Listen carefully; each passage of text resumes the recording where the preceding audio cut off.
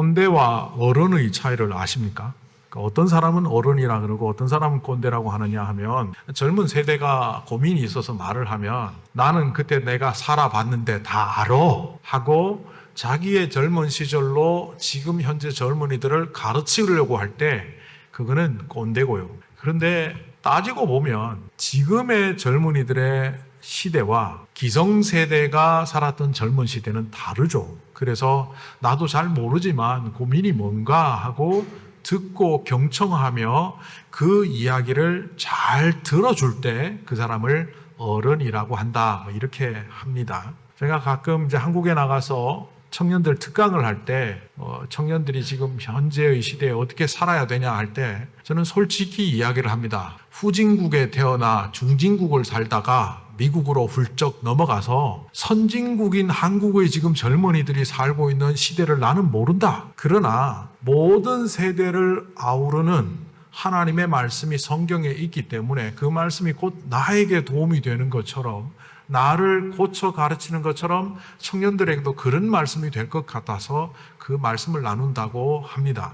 지금 현재 나이 드신 분들도 앞으로 살아갈 날들은 지금까지 가보지 않은 길이고, 젊은 세대들도 나이 든 세대가 옛날에 다 그래서가 아니라 그 수십 년 전과는 다른 이른바 21세기도 최첨단의 시대를 살아가는 젊은이들에게는 또 이전에 가보지 않은 길을 걸어가는 그런 세상을 우리가 살고 있습니다. 지금 현재 요단강가에 있는 여호수아와 이스라엘 백성들이 바로 그런 자리에 서 있습니다. 모세가 광야를 40년 동안 인도했지만 이 요단강가에서 드디어 약속하신 땅으로 들어가는 것은 모세와 가본 적도 없고, 강을 앞에 두고 강이 갈라져서 건너는 것을 해본 적도 없던 사람들이기 때문에 지난주에 말씀에 보면 3장 4절에서 여호수아는 백성들에게 그렇게 말합니다.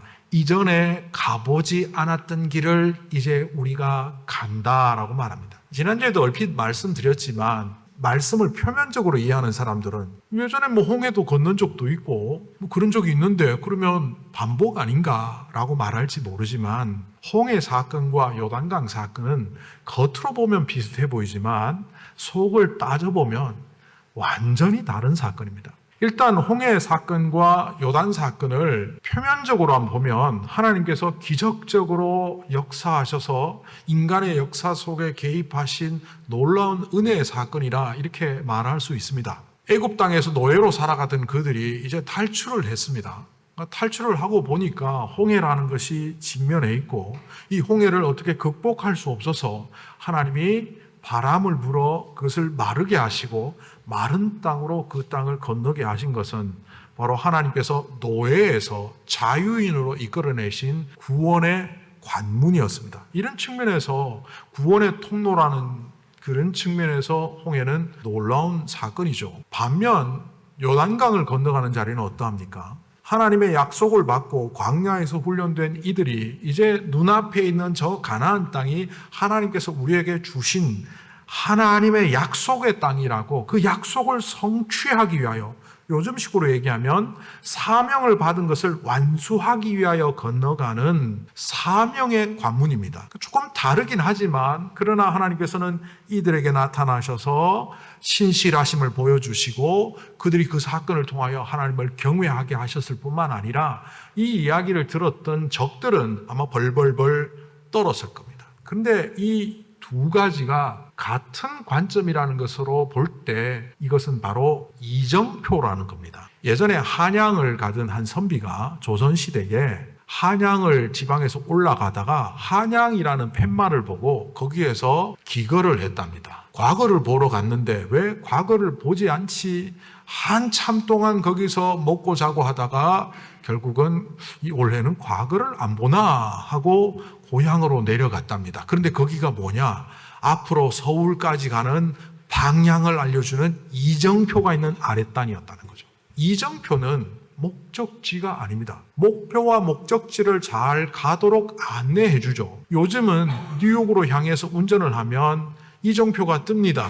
뉴욕 60마일 전, 뉴욕 27마일 전, 그래서 내가 뉴욕을 향하여 제대로 가고 있구나를 이정표를 통해서 보게 합니다. 그런데 혹자가 이정표를 보면서 나 뉴욕 다 왔네, 여기서 운전 안 할 거야 하면 여러분은 어떻게 하시겠습니까? 바보다라고 하지 않겠습니까? 오늘날 교회가 갖고 있는 수많은 이정표들을 목표로 착각하는 경우들이 있습니다. 여러분들의 헌신과 수고로 이 좋은 예배당을 지었습니다. 이 좋은 예배당은 이정표입니다. 우리가 주님의 몸된 교회로서 사명을 감당하고 앞으로 주님께서 가라고 하시는 그 방향으로 가기 위한 뉴욕 10마일 전, 15마일 전 방향과 거리를 알려주는 이정표입니다. 그런데 많은 교회들이 예배당을 건축해놓고 목표를 달성해두고 아무것도 하지 않는 경우들이 종종 있습니다. 우리는 그렇게 되지 않아야 되겠죠. 이정표를 목표로 착각하지 않아야 됩니다. 우리 삶의 현장에 홍해가 있을 수 있습니다. 우리의 삶의 현장에 요단강이 있을 수 있습니다. 그 넘실대는 물결처럼 우리를 덮치려고 하는 어려움들이 있습니다. 그런데 그것을 극복하면 행복이 시작되는 목표가 아니라 이정표일 뿐입니다. 주님의 뜻을 따라 살다 보면 이런 바다도 저런 강물도 넘실대며 우리를 삼키려고 하지만 주님과 동행하며 걸어가기 위한 과정으로서 그것은 우리가 극복해야 되고 이겨나가야 된다는 겁니다. 자, 이런 측면에서 홍해와 요단강은 공통점이 있지만 속을 들여다보면 상당히 다른 점이 있습니다. 더 정확하게 말하면 이거는 본질적으로 다른 사건입니다. 상황을 봐도 그렇습니다. 홍해를 건널 때 이들은 믿음이 있었습니까? 없었습니까? 믿음이 없었습니다. 그들 가운데 하나님의 가치관도 없었고 믿는 사람으로서의 자부심도 없었고 그들은 그냥 노예로 탈출해서 뒤쪽에는 군대가 쫓아와서 죽기 일보 직전이고 앞에는 바다가 가로놓여 있어서 도망도 못 간 채 군대에게 죽든지 바닷물에 빠졌든지 둘 중에 하나를 선택할 수밖에 없는 위기 가운데 있는 사람들입니다. 이런 사람들을 하나님께서는 묻지도 따지지도 않고 모세를 통하여 바다를 여시며 구원하셨습니다. 이거를 우리의 영적 사건과 연결하면 죄 많은 우리들이 공로 하나 없이 예수의 십자가로 말미암아 구원받은 그 사건으로 볼 수 있습니다. 홍해를 건너갈 때 그들은 여전히 세상 것 다 지고 갔습니다. 이집트의 문명, 가치관, 이집트에서 살았던 경험들을 고스란히 갖고 갔습니다. 그런데도 불구하고 우리가 아직 죄인 되었을 때에 하나님께서 사랑을 확증하셔서 예수 그리스도 자기 아들을 우리에게 주셨다는 로마서의 말씀처럼 그 백성들의 회개가 없어도 그 백성들의 의로움이 없어도 홍해를 건너가게 하셨습니다. 그러니까 상황이 이러하다는 겁니다. 그런데 요단강은 어떠합니까? 약속의 땅에 들어가도록 하시기 위하여 그들에게 몇 가지 확인을 합니다. 지난번에 성결이라는 말을 했죠. 이 성결한 백성은 결국 거룩함을 하나님께서 요청하셨다는 겁니다. 그리고 더 눈에 보이는 현격한 차이는 강물을 가르지도 않은 채 그들 가운데 먼저 들어가게 하셨다는 겁니다. 홍해는 이미 바다를 가르고 마른 땅이 드러났을 때 그들이 야 이거 건너가도 되겠구나 확신을 가졌을 때 마른 땅으로 건넌 반면 아직 물도 갈라지기도 전에 법궤를 메고 제사장들이 걸어 들어가고 있습니다. 오늘 여기 보면 발바닥이 물 표면에 닿을 때 물이 갈라졌다 이렇게 번역이 되어 있는데 히브리어로 보면 이 단어는 조금 다른 의미입니다. 물에 잠겼을 때 첨벙 들어갔을 때 적어도 무릎까지는 물에 잠겨야만 이 강물이 갈라졌다는 거죠. 그래서 여호수아도 8절에 이렇게 말합니다. 언약궤를 맨 제사장들은 요단강 물가에서 요단강에 들어가서 물속에 서 있으라. 물속에 서 있다는 겁니다. 물에 잠겨야만 하나님께서 역사하시겠다는 겁니다. 왜 이렇게 하실까요? 바로 요단의 사건은 구원받는 죄 많은 백성들을 택하신 그것이 아니라 믿는 자들을 하나님의 사명을 맡기기 위하여 땅끝까지 이르러 증이 되는 공동체를 만들어 가기 위하여 사명의 공동체로 나아가게 하시기 때문에 그들에게 거룩함과 순종을 확인하지 않을 수가 없었습니다. 그래서 요단강은 결국 주님께서 믿음의 성장, 믿음의 성수, 믿음의 진일보를 요청하시면서 건너가게 하셨기 때문에 다른 겁니다. 그래서 하나님은 초신자들 혹은 처음 믿는 사람들에게는 무작정 구원을 주시지만, 마른 땅을 보여주시지만, 이미 구원의 확신이 있고 이제 그것을 통하여 하나님께 헌신해야 될 사람들에게는 강물을 보여주셨지 않습니까? 이렇게 차이가 있는데, 자, 이거는 어느 정도 그래도 좀 성경을 깊이 봐야 하는 차이지만 초등학생도 보면 알 수 있는 가장 본질적인 차이가 하나 있습니다. 그 차이가 뭐겠습니까? 홍해를 건널 때는 하나님의 법궤가 없었습니다. 그런데 요단강에는 하나님의 법궤가 행진을 할 때 백성들이 따라 나갑니다. 어떤 사람은 그럴 거예요. 아이, 목사님, 홍해를 건널 때는 법궤 자체가 없었지 않습니까? 시내산에 와서 하나님의 돌판을 주셨고 그 돌판을 보관하고 또 성막을 만들어가는 과정을 출애굽기와 레위기에서 보여주시면서 그들이 광야에서 만든 것이 법궤고 성막이지 않습니까? 맞습니다. 하나님께서 우리를 처음 구원받게 하실 때는 우리에게 많은 요청을 하지 않으십니다. 그런데 우리가 이미 믿는 자로서 더 높은 성장의 단계, 성숙의 단계, 주님과 동행하는 삶을 살게 하시기 위해서는 우리 안에 내재된 말씀을 요청하십니다. 그래서 하나님의 법궤가 선행되지 않으면 그들을 움직이지 못하게 했죠. 그런데 따지고 보면 그 홍해를 건넌 1세대들도 어떤 걸음을 걸어왔습니까? 시내산에서 하나님의 말씀을 받은 이후 그들은 진을 구축할 때 가운데 성막, 하나님의 법궤를 두고 동서남북으로 세 지파씩 나누어서 하나님의 법궤 중심의 진영을 구축했습니다. 행진을 할 때도 앞서거니 뒤서거니 하면서 하나님의 법궤를 중심에 두고 행진하는 것을 40년 동안 훈련했습니다. 그런데 1세대는 겉으로는 말씀과 함께, 겉으로는 하나님의 법궤와 함께 했지만 틈만 나면 그들은 반역을 했습니다. 불평을 했습니다. 그 대표적인 장소가 가데스바니아 아닙니까? 지난주에 보았던 성결, 그 어근이 카다시, 카도시, 거룩이라는 단어로부터 왔다고 했습니다. 성결은 곧 거룩입니다. 그런데 가데스바니아라고 말할 때 그 가데스가 히브리어로 보면 카도시, 카데시, 거룩입니다. 하나님은 가데스 바네아에서 그들에게 거룩을 요청하시면서 약속의 땅에 들어가게 하도록 준비시키셨는데 그 거룩의 장소에서 이스라엘 백성들은 반역을 합니다. 불순종을 합니다. 그렇게 하나님의 법궤와 동행했고 행진을 했음에도 불구하고 그들은 여전히 이집트의 생각, 모세와 요수아와 갈렙을 죽여버리고 우리 다시 이집트로 가자는 생각을 가데스 바네아에서 했습니다. 외형적인 거룩은 가짜입니다. 바리새인의 거룩이 예수님으로부터 자꾸 외식이라고 지적당한 이유가 뭡니까? 그들 안에 내면은 거룩함이 없는데 겉으로만의 거룩을 이룩하면서 자기가 거룩한 척할 때 예수님은 그들을 향하여 너희들의 거룩은 회칠한 무덤과 같다라고 했습니다. 광야를 살았던 1세대의 거룩은 바로 회칠한 무덤의 거룩이었습니다. 그래서 그들은 광야에서 다 사라집니다. 그리고 다시 등장한 2세대는 요단을 앞에 두고 그들은 담대히 강물 속으로 들어갑니다. 한 과학자가 홍해를 건너는 것이 어려울까? 요단을 건너는 것이 어려울까? 이렇게 질문을 한 적이 있습니다. 얼핏 보면 바다 갈라지는 게 훨씬 어렵지. 그런데 이 과학자의 이론은 요단강 가로질러서 건너는 게 훨씬 어렵다는 거예요. 그래서 제가 찾아보았더니만 이 홍해의 맨 끝단에 있는 운하가 있습니다. 수에즈 운하. 이 홍해로 이어지는 인도양의 물높이와 지중해의 물높이를 조절하기 위하여 배가 지나가도록 길을 만들며 이쪽 막고 저쪽 막아서 운하를 설치했는데 사실은 여기에는 운하가 없어도 될 만큼 차이가 별로 없대요. 한 20cm에서 30cm 정도의 수면 차이밖에 나지 않는데요. 다르게 말하면 홍해를 가로질러 뚝을 만들어 보십시오. 한 30에서 50cm만 하면 이 물이 갇혀 있어도 해류가 흐르긴 하겠지만 뚝을 넘치지는 않아요. 그런데 요단강은 어떻습니까? 강물은 한쪽에서 한쪽으로 흐르지 않습니까?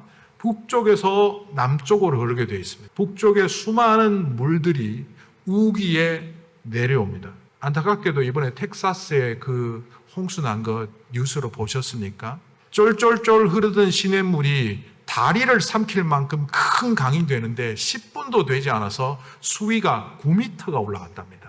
그래서 집이 떠내려갔어요. 요단강에 갑자기 막아버리면 위에서 내려오던 물들이 다 어디로 갑니까? 이 과학자는 그래서 여기에 대략 한 5m에서 10m 되는 방둑을 쌓아야만 그 물을 막을 수 있기 때문에 홍해 건너는 것보다 요단강이 훨씬 어렵다, 이렇게 결론을 내렸더라고요. 그런데 저는 그걸 읽으면서 빙긋이 웃었습니다. 하나님이 어떻게 하셨는지 성경을 보지 뭘 이렇게 연구를 많이 했을까? 16절에 멀리 사르단 근처의 아담 성읍에 둑이 생겨 물이 멈추었더라. 지금 건너려고 하는 여리고 건너편 그 길로부터 대략 한 40km 위쪽에 하나님이 뭔지 모르는 둑을 만드셔서 물길을 막아버리시면서 이 물이 쫄쫄쫄 흐르다 여기에 와서는 마른 길이 되게 하셨다는 겁니다. 언제? 사람이 물속으로 들어가는 순간, 들어갈 때는 시퍼런 물에 두려움과 공포를 엄습해오는 우기에 집어삼킬 듯 흐르고 있는 강물이었지만 그들이 순종하는 마음으로, 주님을 의지하는 마음으로 들어갔을 때 하나님은 놀라운 손을 펴시사 저 멀리에 둑을 만들고 막아버리셔서 30km, 40km 밖에 있는 곳에는 물이 흐르지 않게 하셨다는 겁니다. 정말 큰 차이가 바로 이겁니다. 하나님의 법궤를 따르며 용감하게 걸어가는 요단강의 길과 바닷길을 내어주셨음에도 불구하고 여전히 두려워하며 불순종하며 자신의 생각과 가치관에 사로잡혀 애굽의 노예로 건너가는 사람들과의 차이, 하나님의 법궤를 따르는 것과 법궤를 따르지 않는 것의 현격한 차이가 바로 거기에 있기 때문입니다. 제가 어린 시절에 재밌게 보았던 이야기가 하나 있습니다. 그것은 로빈슨 크루소입니다. 다니엘 디포가 쓴 1719년에 출간된 아주 오래된 근대 소설의 효시인데 어릴 때는 동화책으로 봤으니까 옛날 건지도 모르고 되게 재밌게 봤죠. 영국의 귀족이었던 한 사람이 소설 속에서 중남미 바닷가에서 배가 파선하면서 섬에 갇히게 되고 무려 28년 가까이 그 섬에 살면서 식인종들이 나타나서 잡아먹으려다가 놓친 한 사람을 구해주고 프라이데이라고 이름을 붙이며 동료로 살아가다가 어찌저찌 해서 영국으로 돌아와서 그 섬에서 획득한 보물들로 부자가 되었다. 이런 이야기가 제가 어린 시절에 읽었던 로빈슨 크루소입니다. 그런데 어느 날 제가 책을 읽다가 다니엘 디포라는 사람이 목사가 되려고 했고 목사가 되지 못했지만 청교도 신앙을 자기의 소설에 반영해서 17세기, 18세기 영국 교회의 교훈이 될 만한 신앙 소설을 썼다. 그런데 그 제목이 로빈슨 크루소다. 신앙적 내용이 하나도 없었는데 해서 다시 원본을 구해서 어렵사리 읽어보았더니만 그 내용은 이런 겁니다. 아버지 말 안 듣고 배 타고 건너갔다가 파선이 되고 표류한 거는 마찬가지인데 거기서 이 사람은 첫 번째 심경의 변화를 겪습니다. 회한과 회개가 이루어집니다. 아버지가 그렇게 하라고 했는데 하지 않은 것에 대한 회개, 그리고 그럼에도 이 표류된 것에 대한 절망, 그런 가운데 파손된 곳에서 쓸 것이 있나 찾으러 갔다가 성경책을 구하게 됩니다. 성경책을 받게 되면서 그 안에 놀라운 변화가 일어납니다. 예수를 믿었지만 그냥 교회 다니는 썬데이 크리스천에 가까웠던 이 로빈슨 크루소는 매일 성경을 보며 기도하는 시간을 정합니다. 그 소설에 보니까 무려 하루에 3번을 정해놓고 말씀 보고 기도하는 시간을 정합니다. 자기가 처음 표류했던 그날 날짜가 예를 들면 화요일이라면 그날부터 날짜를 계산해 보니까 지금 100일째, 150일째니까 오늘이 무슨 요일이다.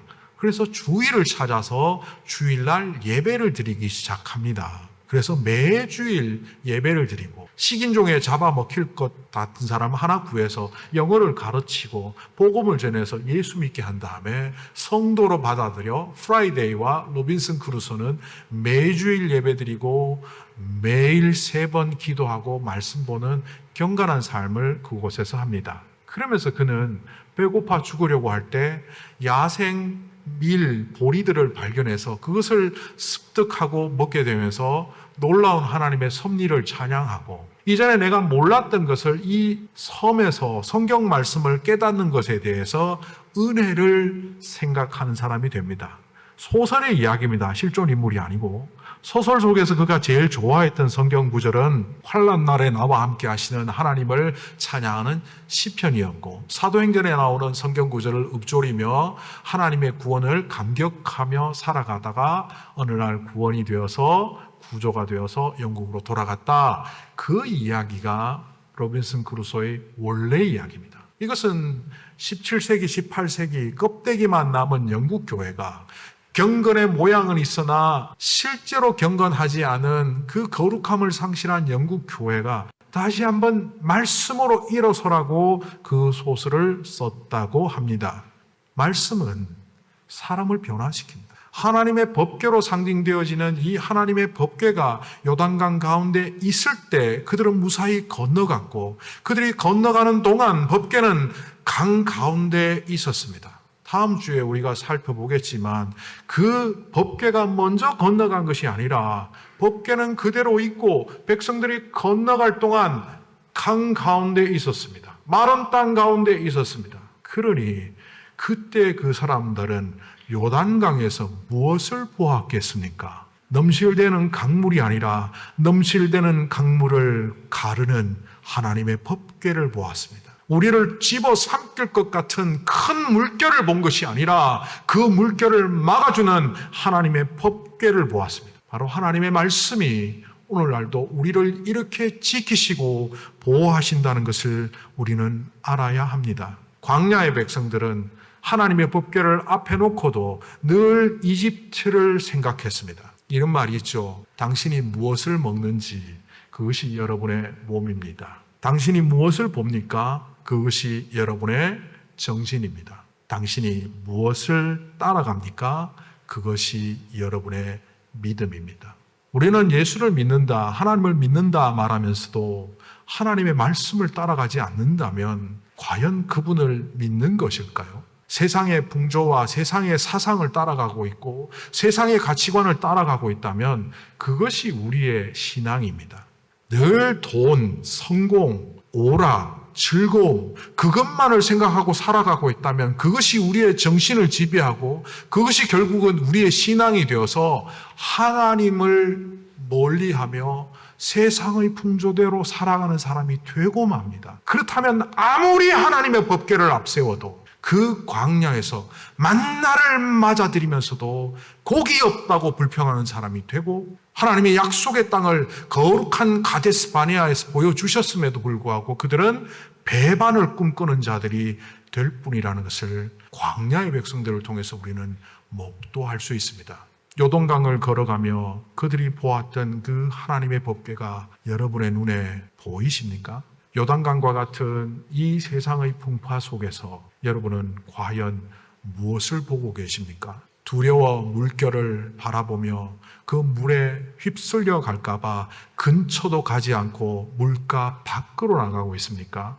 아니면 하나님이 가라고 하신 그 땅으로 가고 있습니까? 여러분 기억하십시오. 하나님의 은혜 가운데 설 때 우리는 늘 홍해를 건너와서 자유인이 된 것처럼 복만 있기를 원하지만 이 요단강의 역설이 있습니다. 요단강의 역설은 그 강을 건넌 그 자리는 적의 심장이었습니다. 그곳에 가면 적들과 싸워야 되고 적들의 공격에 죽을 수도 있지만 주님이 가라고 하시니 두려워하지 않고 오히려 자유의 땅으로 벗어나 적진의 한가운데로 가는 그 역설의 신앙이 있기 때문에 그들은 요단강을 건넜을 뿐만 아니라 바로 그 땅에서 하나님의 군대로 하나님의 백성으로 진정한 약속을 성취하는 하나님 나라의 백성이 되었다는 사실을 보면서 오늘도 우리 앞에 있는 요단강을 두려워할 뿐만 아니라 저 건너편에 있는 적들을 두려워하는 것이 아니라 그 강 속에 있는 하나님의 말씀, 그 강 속에서도 우리와 함께 하시는